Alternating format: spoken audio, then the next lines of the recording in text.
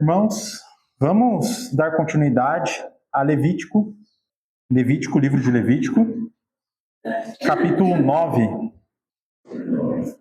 Então, agora nós estamos chegando à grande passagem que eu creio que seja uma das passagens mais marcantes de Levítico, que se encontra em Levítico capítulo 10. Uma passagem que contém suas muitas dificuldades de entendimento, devido a detalhes que muitas vezes não são explicados nas Escrituras. E muitas vezes nós olhamos para as Escrituras e pensamos, o que será que, por exemplo, aqui Moisés estava querendo expressar para o povo naquela época? O que será que Deus queria trazer de ensinamento para o povo naquela época e o que nós podemos aprender hoje nos nossos dias?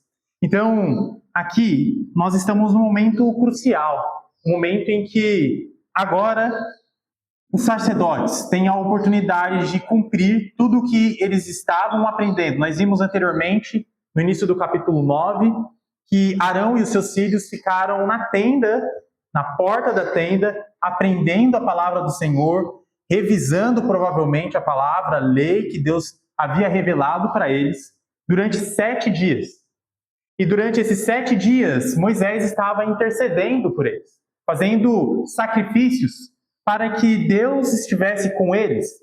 Diante disso, agora chegou o momento de Arão e os seus filhos, que são sacerdotes, Arão como sumo sacerdote, chegarem e começarem a oferecer ofertas ao Senhor, que anteriormente estava sendo feito por Moisés, agora passa para Arão e seus filhos, para eles começarem a praticar o que o Senhor tinha ensinado a eles.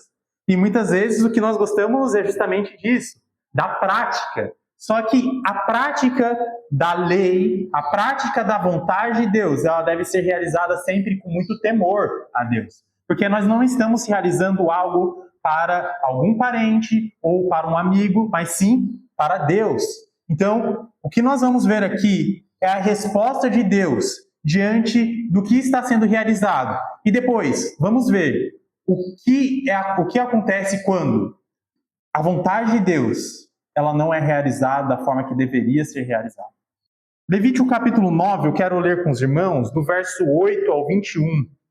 É dito o seguinte, irmãos, Levítico capítulo 9, versos de 8 a 21. Chegou-se, pois, Arão ao altar e imolou o bezerro da oferta pelo pecado, que era por si mesmo. Os filhos de Arão trouxeram-lhe o sangue, ele molhou o dedo no sangue e o pôs sobre os chifres do altar, e o resto do sangue derramou à base do altar. Mas a gordura e os rins e o redenho do fígado da oferta pelo pecado queimou sobre o altar, como o Senhor ordenara a Moisés. Porém, a carne e o couro queimou fora do arraial. Depois imolou o holocausto e os filhos de Arão lhe entregaram o sangue, e ele o aspergiu sobre o altar em redor.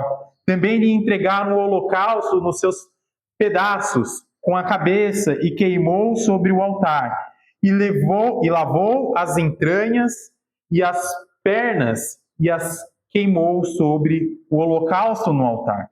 Depois fez chegar a oferta do povo, e tomando o bode da oferta pelo pecado, que era pelo povo, o imolou e preparou por oferta pelo pecado, que fizera com o primeiro. Verso 16, também fez chegar o holocausto e ofereceu segundo o rito. Fez chegar a oferta de manjares e dela tomou um punhado e queimou sobre o altar, além do holocausto da manhã. Depois imolou o boi e o carneiro em sacrifício pacífico, que era pelo povo, e os filhos de Arão entregaram-lhe o sangue, que aspergiu sobre o altar em redor, como também a gordura do boi e do carneiro, e a cauda, e o que cobre as entranhas, e os rins, e o redenho do fígado. Verso 20. E puseram a gordura sobre o peito, e ele a queimou sobre o altar. Mas o peito e a coxa direita Arão moveu por oferta movida perante o Senhor, como Moisés tinha ordenado. Agora, nós temos aqui uma divisão importante. Primeiramente, qual é a oferta que é realizada? Primeiramente, a oferta que é realizada era para a purificação, ou seja, para o perdão dos pecados, a expiação de Arão e seus filhos. Então, os primeiros sacrifícios que são realizados aqui são primeiro para perdão daqueles que vão realizar os sacrifícios para o povo. Então, primeiramente, nós temos que acolher a mensagem de Deus para nós próprios, para que assim nós possamos ajudar outras pessoas. Não tem como nós ajudarmos outras pessoas se nós não acolhemos a mensagem de Deus para as nossas vidas. Então, primeiro ponto, Arão e os seus filhos realizam as ofertas para obter o perdão dos seus próprios pecados. Diante disso, eles começam depois a realizar ofertas para o perdão de todo o povo. Mas nós vemos aqui uma ordem, como Deus havia ordenado e assim como Moisés havia passado para Arão. Esse capítulo ele descreve primeiro o culto que é realizado no tabernáculo. Pela primeira vez, Arão ele atua plenamente, exercendo o papel que Deus tinha colocado para ele como mediador, representante da aliança entre Deus e o povo de Deus. E embora nós vemos aqui a oferta de purificação, que seria a oferta pelos pecados, a oferta queimada, apresentadas aqui em favor de Arão durante aqueles 7 dias que ele estava lá com os filhos estudando a lei, agora ele próprio precisa... Porque o que nós vimos nos primeiros versos do capítulo 9? Nós vimos que Arão e seus filhos estavam ali, no tabernáculo, estudando a palavra de Deus. E diante disso, o que estava acontecendo? Moisés estava intercedendo, fazendo as ofertas. Só que não foi suficiente isso para Deus. Agora, Deus ordena que Arão e seus filhos façam as ofertas pelos próprios pecados. Não bastou Moisés ir lá e oferecer. Agora, Arão tem que chegar e oferecer também essas ofertas. Então, primeiro ponto que nos chama a atenção aqui, a busca individual aqui pelo próprio perdão. A busca por esse sacrifício de obedecer à vontade de Deus. Então, isso mostra o reconhecimento de falhas.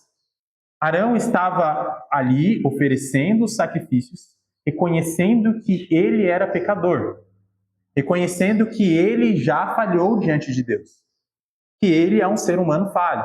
Nós vemos falhas de Arão também durante o livro de Êxodo, por exemplo, oferecendo ali, montando ali o bezerro de ouro, idolatrando esse bezerro, e intercedendo fazendo uma mediação entre o povo e esse bezerro. Então, aqui, o primeiro passo de Arão é buscar o próprio perdão, ordenado pelo Senhor. Agora, o que nós vemos logo em seguida é a questão de oferecer as ofertas para o povo. E existe um grande ponto aqui, que é sobre a questão da oferta pelo pecado. É muito interessante nós observarmos que agora Arão e seus filhos estão realizando aquelas ofertas que são descritas lá nos 4 primeiros capítulos do livro, que nós fomos estudando. Então agora eles estão oferecendo essas ofertas, mas existe uma diferença aqui. Lá no capítulo 4, quando nós olhamos sobre a oferta pelo pecado, nós vemos que o que era solicitado pelo Senhor, quando eles estavam oferecendo essa oferta, se os irmãos olharem lá no capítulo 4, no verso 3 e 7, era necessário que eles pegassem o sangue e aspergissem sobre o véu do santuário, do tabernáculo. Só que agora nós vemos eles pegando o sangue e somente aspergindo sobre o altar. Isso é algo que pode nos intrigar, mas aparentemente é porque ainda não havia tido um contato tão próximo entre Arão e os seus filhos com o tabernáculo. Então ainda, aparentemente, o tabernáculo estava puro, não era necessário haver a expiação ali, no sentido do tabernáculo ser purificado, porque ainda não havia habitação. O tabernáculo, ele, de certa forma, estava sendo inaugurado com os seus atos de serviço. Então agora o que nós vemos aqui é o sangue sendo aspergido somente sobre o altar. Que eles estavam oferecendo a oferta queimada. O altar, nós podemos lembrar que fica da parte de fora do tabernáculo. Se eu for desenhar vai demorar um pouco, mas nós tínhamos a área externa e a área interna. Na área interna tinha um local santo e tinha um véu para entrar no Santo dos Santos. O que nós vemos aqui aparentemente é que Arão e seus filhos não estavam nem no local santo, nem no Santo dos Santos. O Santo dos Santos entrava-se uma vez somente no ano. Eles estavam no lado externo quando era oferecido o holocausto. O holocausto é uma oferta que era oferecida diariamente, junto com uma oferta de manjares, durante a manhã e a tarde.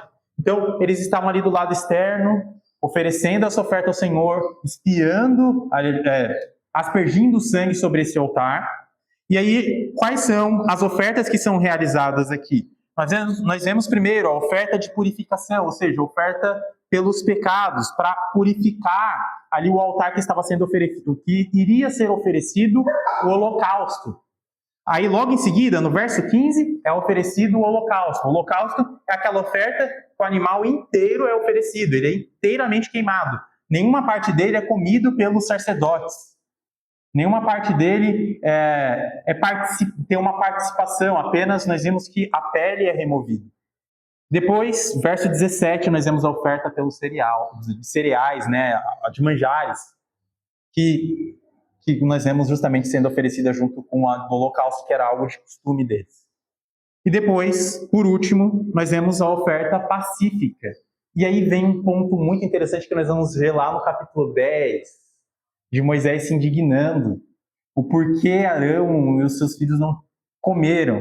É muito interessante aqui, porque a oferta pacífica, aquela pessoa que oferecia a oferta pacífica, ela tinha a oportunidade de comer daquele alimento.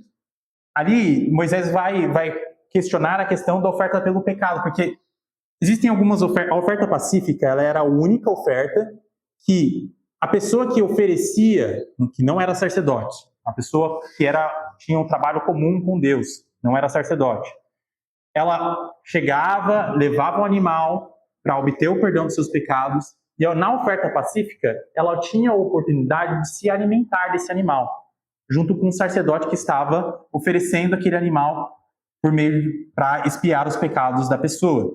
Era a única oferta que nós vemos essa questão de participação.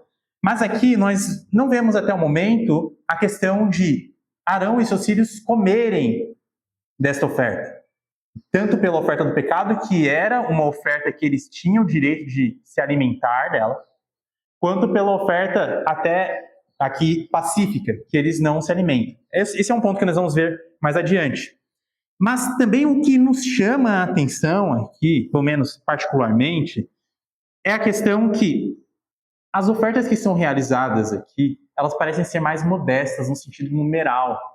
Quando nós vemos lá em Números capítulo 28 e 29, nós vemos um número gigantesco de animais sendo oferecidos ao Senhor. Quando nós olhamos Salomão inaugurando o templo que foi construído para o Senhor, nós vemos ali em 1 Reis capítulo 8, 1 Reis capítulo 8, versos 62 a 63. 1 Reis, capítulo 8, versos 62 a 63. O que é dito aqui, irmãos? 1 Reis, capítulo 8, versos 62 e 63. Diz: E o rei e todo Israel com ele ofereceram sacrifícios diante do Senhor. Ofereceu Salomão em sacrifício pacífico, que nós estávamos comentando, o que apresentou ao Senhor 22.000 bois e 120.000 ovelhas. Assim o rei e todos os filhos de Israel consagraram a casa do Senhor. Aqui, na inauguração do templo, nós vemos uma oferta gigantesca de inúmeros animais. Eu imagino o tempo que demorou para ser oferecido tudo isso. E o trabalho também dos sacerdotes em oferecer dessas ofertas, o tempo de trabalho deles. Aqui, nós não vemos um número gigantesco de ofertas sendo oferecidas.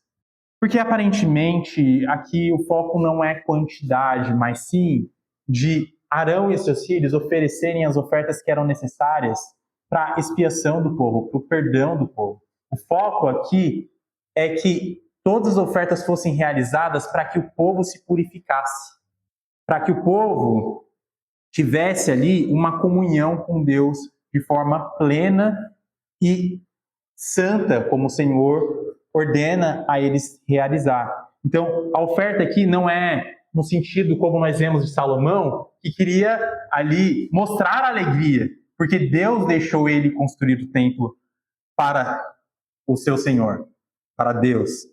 Aqui, o sentido é de eles buscarem o perdão diante de Deus. Bom, acredito que o que me chama a atenção são esses pontos. Quero abrir para comentários dos irmãos do verso 8 até o verso 21, chamar a atenção dos irmãos. Fiquem à vontade. Alguma dúvida? Você já explicou, né, os sacrifícios pacíficos. É um ato de adoração, mas é um ato de comunhão também, Deus e entre as pessoas. Então, é uma espécie de churrasco. Então, a parte ficava com o sacerdote, e a outra parte que era assada ali, ao mesmo tempo era ofertante, né? Sangue derramado para Deus. Então, aquela inauguração do templo de Salomão, milhares e milhares de saídas para lá. E desses milhares, cada um teve participação ali naquele banquete, né? As pessoas às vezes criticam, você não entende o que a palavra coloca, né? E hoje em dia as pessoas matam milhares e milhares de animais sem nenhuma reverência pela vida daquele animal, sem agradecimento a Deus. A diferença entre nós e os homens antigos que os que realmente temiam a Deus participavam disso com alegria e se alimentavam dando honra e glória a Deus, né? Então, e eu acho que como algo interessante. Não um sacrifício para pecado já tinha outro, é um propósito bem diferente. Não é uma manifestação de tristeza, por um pecado. Assim. Não, pecado, eu acho interessante isso. Você destacou isso. Bom, obrigado, irmão. Sim, irmão? Invariavelmente, eu posso dizer, quando eu vou para minha esposa comprar alguma coisa, a gente tenta comprar o que é mais em conta, de desconto e tal, né? A gente quer sempre fazer de uma forma mais barata para a gente, né? E algumas vezes essa prática do nosso dia a dia também migra para bem espiritual, não pode ser, né? A gente não pode ter desconto para abrir exceções para poder montar dinheiro. Tem a regra, né? O irmão colocou muito bem, né? Olha, era assim, era desse jeito, talvez tinha uma atenção que ele não estava fazendo isso, né? Então, algumas práticas talvez a gente tenha. Outro dia eu estava até vendo na televisão, eu acho que quem toma remédio de uso controlado, por exemplo, né? Custava R$300, R$320, agora está por 26. Fala, nossa, já deu um desconto, né? Então eu vou comprar bastante caixa desse remédio, né? Aí o repórter estava explicando lá, dizendo que o preço era 300, porque não tinha quebrado patente, porque a gente produzia, etc, etc. Agora está 27, porque o preço é 27. Então, se você vai pagar com moeda corrente, você pode pedir desconto, né? Porque mesmo que são 27, ainda tem uma margem para você pedir desconto, né? Aí eu fiquei pensando, puxa vida, às vezes Deus é tão bom conosco que a gente quer sempre simplificar demais o que Ele faz. E ele não, eu vou fazer do meu jeito que Ele vai aceitar, né?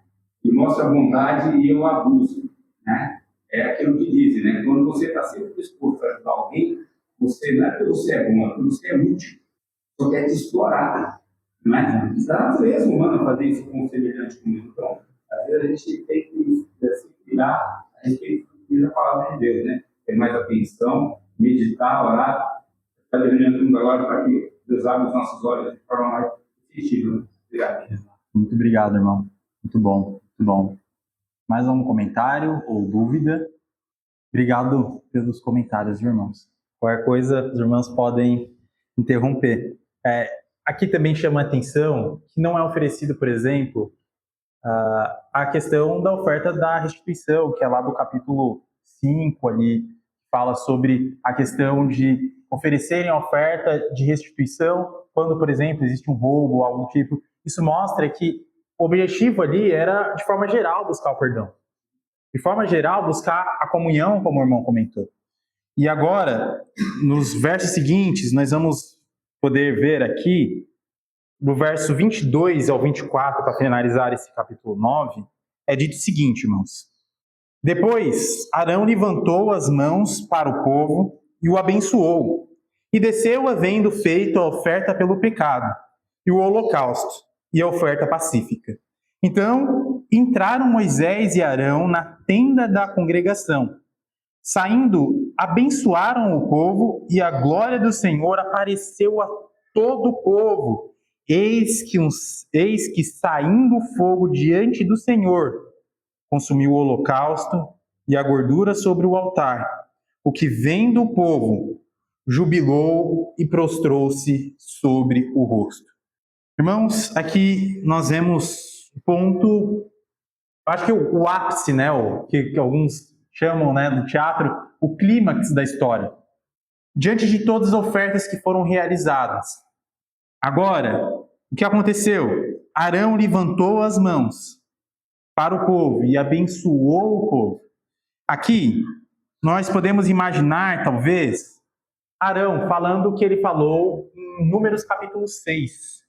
Números capítulo 6, versos de 23 a 27. Números capítulo 6, provavelmente, não é uma certeza, mas ele levanta a mão ao povo e abençoa o povo. E em Números capítulo 6, versos de 23 a 27, nós vemos aqui a conclusão de um ciclo. A conclusão do ciclo de reconciliação, de perdão, de Deus fluindo para o povo. Em Números capítulo 6, versos de 23 a 27, diz: Fala a Arão e aos seus filhos, dizendo: Assim abençoareis os filhos de Israel, e dir-lhes: O Senhor te abençoe e te guarde. O Senhor faça resplandecer o rosto sobre ti, e tenha misericórdia de ti. O Senhor sobre ti levante o rosto e te dê paz. Assim, porém, o meu nome sobre os filhos de Israel, e eu os abençoarei. Aqui foi uma ordem que Deus deu a Arão e aos filhos de Arão para abençoar o povo, falando essas palavras, palavras muito bonitas, que mostram que Deus quer que o povo seja abençoado, que o povo realmente viva em comunhão com Ele. Então, nós vemos aqui Moisés e Arão entrando e saindo da tenda do encontro, do santuário. E isso é um movimento duplo, né, de entrar e sair, talvez simbolizando uma ponte, e alguns comentaristas falam sobre isso, de uma ponte entre a comunhão com Deus que acontecia no tabernáculo e o povo. Ou, se os irmãos quiserem imaginar dessa forma, o céu e a terra. O céu onde Deus habita, onde Deus está presente, porque aonde Deus está presente, ali há a glória do Senhor habitando. Então, uma ponte acontecendo.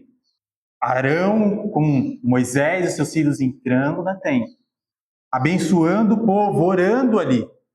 Nós podemos imaginar ali Arão talvez orando, clamando a ajuda de Deus perante isso, e depois saindo. Isso mostrando que para ter comunhão com Deus, para que essa comunhão se cumprisse, era necessário que a glória de Deus estivesse presente. Era necessário a oração, é necessária a oração. Então, nós vemos aqui um ponto muito importante, que é a aceitação de Deus diante de todas as ofertas que foram realizadas, diante do trabalho inicial que Arão e seus filhos tinham realizado. Como a aceitação é manifestada aqui? Nós vemos, primeiramente, que a glória de Deus ela aparece. Assim como nós vemos lá em Êxodo capítulo 40, com a nuvem cobrindo o tabernáculo, que acompanhava o povo durante o deserto. A glória de Deus se manifestando. Mas não para aí. O fogo desce dos céus, consumindo aquela oferta que estava sendo oferecida, mostrando que aquela oferta que estava sendo oferecida era agradável a Deus, e o que eles estavam fazendo era correto, era realmente o que Deus estava ordenando. Então, é uma certificação de que realmente eles estavam obedecendo à vontade de Deus da forma correta. Nós temos alguns outros exemplos disso durante a história que nós vemos narrada nas Escrituras. Por exemplo, Manoá, pai de Sansão, um anjo aparece a ele lá em Juízes, capítulo, acho que é Juízes, eu marquei aqui, é Juízes capítulo 13. Aparece a Manoá e a sua mulher, eles oferecem uma oferta ao Senhor, e o que acontece, essa oferta é consumida pelo Senhor, mostrando a aceitação da adoração que eles estavam oferecendo.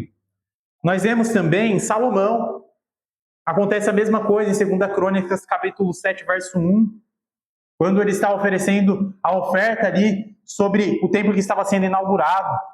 O fogo aparece e a glória de Deus consome o local que estava sendo realizado à vontade de Deus. Nós vemos Elias com o trabalho ali diante dos profetas de Baal. O que acontece? Um fogo desce do céu, como aprovação, como sinal da presença de Deus diante do que Elias estava provando para aqueles que eram falsos profetas, que estavam diante de falsos deuses, e que existia um Deus verdadeiro, que é vivo e que está presente. Inclusive, Elias caçoa justamente daqueles que estavam ali. Talvez ele esteja dormindo, fala Elias, sobre os deuses que Baal, que os falsos profetas ali de Baal estavam realizando, tentando chamar os deuses. Então, a presença de Deus, ela se manifesta. No Novo Testamento, nós também vemos a presença de Deus se manifestando, por exemplo, no dia de Pentecostes, com línguas de fogo descendo, e o Espírito agora habitando diante de cada um de nós, como nós vimos na pregação domingo passado, com agora nós sendo o santuário, templo do Espírito Santo, com Deus agora habitando em cada um de nós. Então, agora, o cuidado deve ser continuado, eu diria, com ainda mais temor, porque nós temos Deus habitando em nossos corpos, em nossa vida. Mas quando nós vamos ver agora, adiante, que é oferecido algo que Deus não ordena, que Deus não havia dito para ser realizado, existem consequências gravíssimas que acontecem. Mas me chama também a atenção aqui, irmãos, a reação do povo. O povo grita de júbilo, de alegria, porque eles estavam vendo que as ofertas que estavam sendo realizadas para o perdão de cada um deles foi aceito por Deus. Então, agora, eles estão purificados, eles estão santificados, eles podem viver em comunhão com Deus, e por isso é o grito de alegria, como se fosse de um gol, porque agora eles podem ter paz com Deus. A adoração aqui, ela é aceita por Deus, por isso o povo grita de júbilo, de alegria perante Deus, perante o fogo que desceu do céu. E como o irmão comentou muito bem, aqui nós vemos tudo isso e devemos imaginar, como o irmão comentou, metaforicamente, um churrasco. E mais à frente isso pode nos ajudar em alguma das interpretações que podem acontecer no capítulo 10. Porque quando nós olhamos aqui, nós podemos imaginar tudo meio morto, né? Tudo meio... Mas aqui nós vemos alegria perante todas aquelas ofertas que estavam sendo realizadas. A questão do número também talvez seja explicado, porque o povo acabou de ser liberto da escravidão do Egito. Eles estavam caminhando diante do deserto e acredito que a abundância não era tão grande ainda. Eles acabaram de sair da escravidão e agora eles oferecem o que têm ao Senhor e o Senhor aprova essa oferta. Nós temos alguns exemplos para a nossa vida prática aqui, irmãos. Nós temos manifestações da glória do Senhor também descrita no Novo Testamento. Lá em Lucas, capítulo 2, verso 9, é dito que anjos glorificaram o nascimento de Jesus. Então, a glória de Deus se manifestando. Na transfiguração, mais uma vez, lá no Lucas capítulo 9, a glória de Deus se manifestando também. Os milagres que eram feitos, a questão da ressurreição de Jesus foi a glória de Deus se manifestando também. Como nós comentamos agora, a questão da descida do Espírito Santo em línguas de fogo, lá no dia de Pentecostes, a glória de Deus se manifestando também. Então, nós vemos, principalmente de modo extremamente marcante, inícios de ciclo, a glória de Deus se manifestando de forma extremamente que não deixa dúvidas que Deus está presente naquele momento. Agora, em outros momentos, existe a escuridão, existem momentos em que muitas vezes nós não, como foi comentado no estudo passado, como nós vemos Deus nas nossas vidas, muitas vezes nós não vemos. Muitas vezes a escuridão aparece. E diante dessa escuridão, o que é dito em Isaías, que diante da escuridão o que deve acontecer é a obediência a Deus mesmo diante dessa escuridão.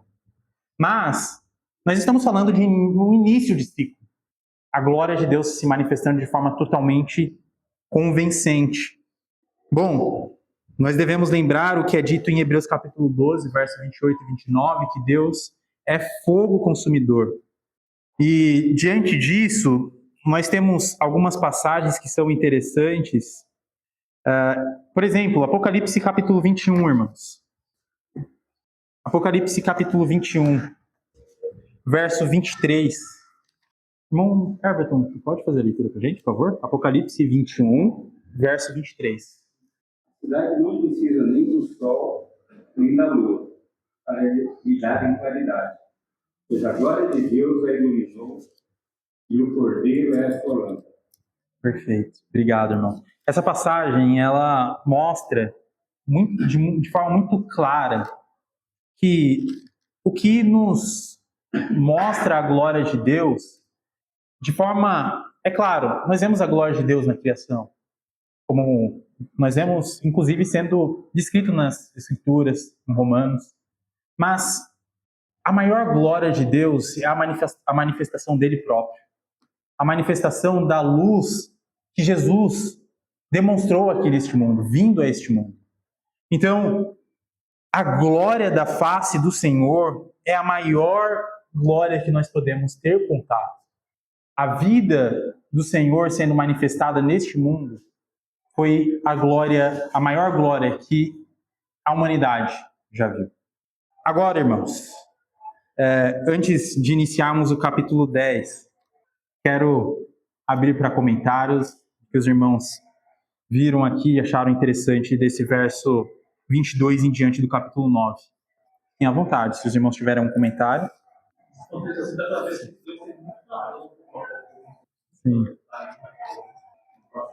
Sim, verdade. Bom, se não houver mais nenhum comentário, irmãos, vamos entrar no capítulo 10 de Levítico. É um capítulo de extrema dificuldade, tá, irmãos? Tem muitas coisas que não ficam claras. Deus escolheu revelar desta maneira e nós devemos respeitar a forma que o Senhor revelou. Então, diante da ciência da dificuldade desse capítulo, mas também sobre a ciência também do ensinamento que é muito rico que traz esse capítulo, eu quero convidar os irmãos, vamos fazer a leitura do verso 1 ao 11.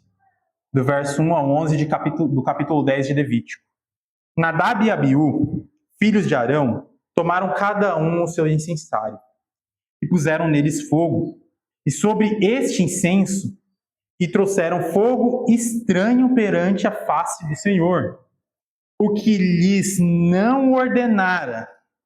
Então, saiu fogo diante do Senhor, os consumiu e morreram perante o Senhor. E falou Moisés a Arão: isto é o que o Senhor disse: mostrarei a minha santidade naqueles que se chegam a mim, e serei glorificado diante de todo o povo. Porém, Arão se calou. Então Moisés chamou a Misael e a Eusafã, filhos de Zuel, tio de Arão, e disse-lhes: chegai, tirai vossos irmãos de diante do santuário para fora do arraial. Chegaram-se, pois, e os levaram nas túnicas para fora do arraial, como Moisés tinha dito. Moisés disse a Arão e aos seus filhos, Eleazar e Itamar: não desganheis o cabelo, nem rasgarei as vossas vestes, para que não morrais, nem venha grande ira sobre toda a congregação. Mas vossos irmãos, toda a casa de Israel, lamentem um incêndio que o Senhor suscitou. Não saireis da porta da tenda da congregação, para que não morrais. Porque está sobre vós o óleo da unção do Senhor. E fizeram conforme a palavra de Moisés. Falou também o Senhor a Arão, dizendo: vinho ou bebida forte, tu e teus filhos não bebereis, quando entrares na tenda da congregação, para que não morrais. Estatuto perpétuo será isso sobre as vossas gerações, para fazerdes diferença entre o santo e o profano, e entre o imundo e o limpo, e para ensinardes aos filhos de Israel todos os estatutos que o Senhor lhes tem ordenado por intermédio de Moisés. Irmãos, passagem extremamente complexa e dura. A tragédia aqui, ela vem seguida de um triunfo. Nós vimos até agora que Deus manifestou a sua glória diante da oferta, manifestou a sua aceitação diante da adoração que Israel estava realizando. Deus mostrou a aprovação da adoração. No primeiro dia do ministério de Arão e os seus filhos, seus 2 filhos mais velhos, esses 2 filhos mais velhos morrem. No primeiro dia. Nós vimos que anteriormente Deus havia ordenado que eles ficassem 7 dias diante da porta, da tenda da congregação, meditando sobre a lei.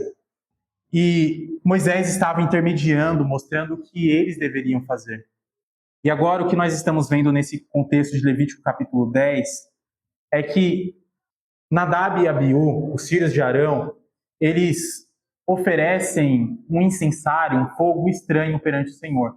E estranho aqui é uma palavra genérica, pode simbolizar muitas coisas. Estranho é a mesma palavra aqui que é usada para os estrangeiros, pessoas que não participavam do povo de Deus.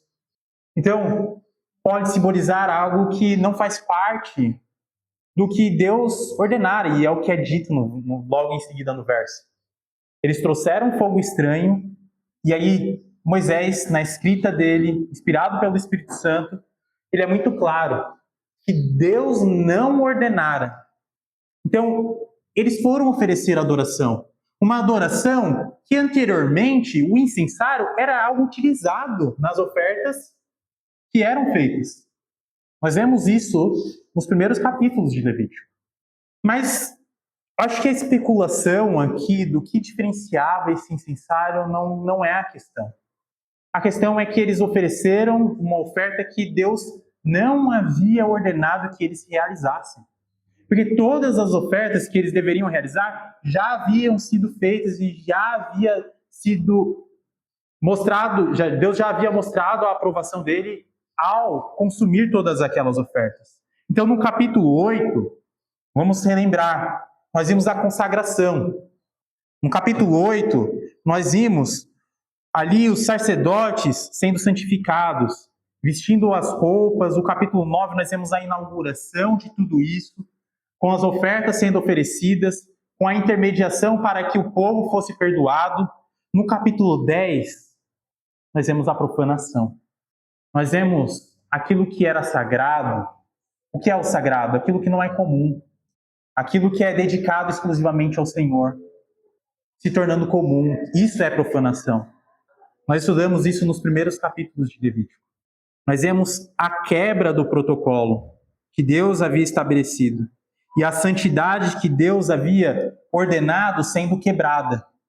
Porque a santidade nada mais é, irmãos, que a busca da presença de Deus por meio do que Ele ordena.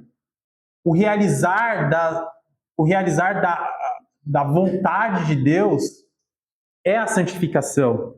Agora, quando nós olhamos do verso 1 ao 3 de Levítico capítulo 10, alguns pontos me chamam a atenção, depois vou abrir, acho que talvez não dê tempo de abrir para comentários, mas no próximo estudo os irmãos podem comentar, é que Nadab e Abiú, eles tinham o direito de oferecer um incensário.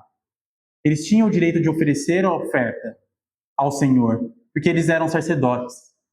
Mas o ponto aqui é que foi uma oferta que Deus não tinha ordenado que eles realizassem naquele momento, trazendo um fogo estranho ao Senhor, mostrando uma quebra da lei que Deus havia estabelecido.